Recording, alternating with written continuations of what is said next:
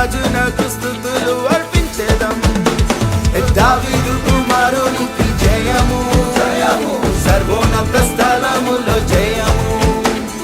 దావీదు కుమారునికి జయము జయము సర్వోన్నత స్థలములో జయము సర్వోన్నత స్థలములో జయము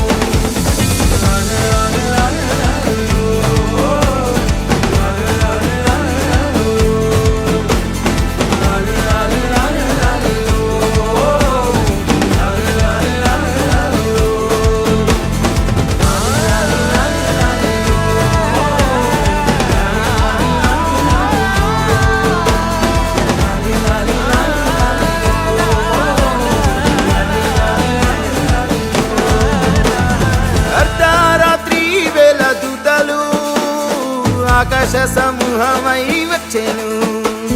అర్ధరాత్రి వేళ దూతలు ఆకాశ సమూహమై వచ్చెను